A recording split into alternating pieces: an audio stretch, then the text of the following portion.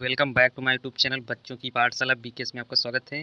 दोस्तों आज का क्वेश्चन जीके का क्वेश्चन है जो कि वेरी इंपॉर्टेंट है। चलो अटेंड करते हैं। पहला क्वेश्चन, रक्तस्राव को रोकने के लिए आमतौर पर किस एल्यूमिनियम लवण का प्रयोग किया जाता है? Potash alum. इसका आंसर हो जाएगा पोटास एलम यानी फिटकरी का। दूसरा क्वेश्चन, जब कोई एकल जीन एक से अधिक लक्षण की अभिव्यक्ति नियंत्रित करता है तो इसको किस प्रकार कहा जाता है? इसको बहुप्रभावी कहा जाता है। क्या कहा जाता है? बहुप्रभावी। तीसरा क्वेश्चन, मानव शरीर में सबसे लंबी कोशिका कौन सी है?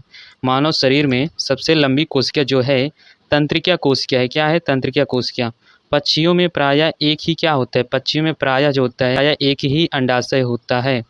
पांचवा क्वेश्चन, वह वर्णक जो वनस्पति को पराबैंगनी किरणों के दुष्प्रभाव से बचाता है कौन सा होता है? ये होता है कैरोटीनाइड। कैरोटीनाइड होता है।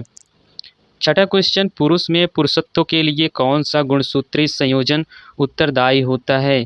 X Y. क्या होता है? X Y. वे क्रमादेश जो किसी चक्रिका को संक्रमण से बचाते हैं क्या कहलाते हैं? सातवें का राइट आंसर प्रतिकारक कहलाते हैं। क्या कहलाते हैं? प्रतिकारक। आठवां क्वेश्चन, निद्रा रोग किसके द्वारा होता है? ट्रिपेनोसोमा कहलाता है। मलेरिया, क्वेश्चन नंबर 9, मलेरिया कौन पैदा करता है? मलेरिया जो होता है प्रोटोजोआ पैदा करता है। मलेरिया कौन पैदा करता है? प्रोटोजोआ। अमीबी पेचिस पैदा होती है। अमीबी पेचिस जो पैदा होती है एंट अमीबा हिस्टोलिटिका द्वारा होता है। एंट अमीबा हिस्टोलिटिका द्वारा होता है। 11 नंबर क्वेश्चन, शैवाल विज्ञान किसका अध्ययन है? शैवाल विज्ञान किसका अध्ययन है? शैवाल का।